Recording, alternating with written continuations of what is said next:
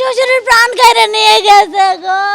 আমার শ্বশুরে কোবাই দাদরা দাদরা বানাই দিয়েছে। সকালবেলা সবারই নাস্তা আনি খাওয়াই দিয়েছে। খাওয়াই খাই কি আমি একটু বাইরে তো না আসি, একটু আধা ঘন্টা পরে কয় কি আব্বারে কোপাইছে, 10 মিনিট পরে কয় কি মরে গেছে। সামান্য একটু মারামারি করছে খালা তো বাইরে।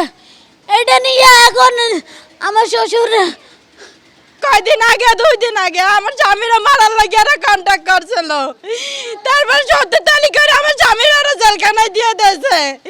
এই বাকে সব হয়ে গেছে। আমার শ্বশুরা কিভাবে এরা মারলো, একটু কি দয়া মায়া হইলো না? বুড়া মানুষকে এইভাবে মারে কোন? এইভাবে আত্মীয় স্বজনরা কেউ এইভাবে মারে? বুড়া মানুষে কিভাবে মারছে? পানি খাওয়ার একটু সুযোগ দেয় নাই। আল্লাহ রে, আল্লাহর বিচার কি এই দুনিয়ায় নাই? বুড়া মানুষের কেমনে এই কষ্ট করলো রে? আমার স্বামী থাকলে আমার স্বামীরে মারতেই হবে। আমাকে সবার এতিম করে দিয়েছে, আমার স্বামীরে এতিম করে দিয়েছে।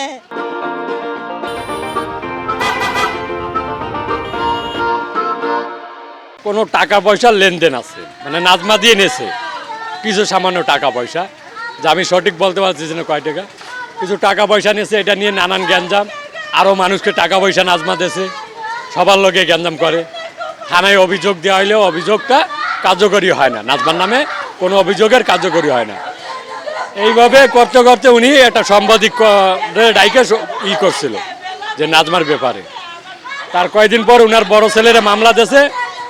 আজকে সকাল 11টার সময় উনি বাজারে যাইতেছিল, নাজমা, হুকুম দাদা, ওনার ছেলে ফেলে 3টা ছেলে মিলে সবুজ খানকে কোপায় মাইরে ফেলাইছে জায়গায়। আপনার যে মারা গেছে সবুজ, ওনার নাম সবুজ খা, বয়স 65। ওনার বাবার নাম মৃত্যু লেদু খা। ইনি এদিক দিয়ে যাচ্ছিল, এই সময় ওনার নিজের শালি, আপন শালি নাম হচ্ছে নাজমা। নাজমা এবং তার ছেলেরা পূর্বশত্রুতার কারণে, পারিবারিক বিরোধ আছে এত পূর্ব থেকে, আপাতত আমরা বুঝতেছি যেটা পূর্বশত্রুতার জেরে, পারিবারিক জেরে এই তাদের বাড়ির সামনে রাস্তায় পেয়ে কোপাইছে। কোপায় মারাত্মকভাবে যখন করে হাতে এবং পায়ে, তখন তাকে হসপিটালে নিয়ে যায় চিকিৎসার জন্য। নিয়ে গেলে ডাক্তার তাকে মৃত ঘোষণা করে।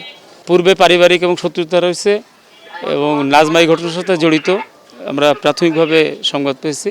এবং নাজমা যখন পলায় যাচ্ছিল, আমরা বিশেষ অভিযান পরিচালনা করে ইতিমধ্যেই তাকে আটক করতে সক্ষম হয়েছি।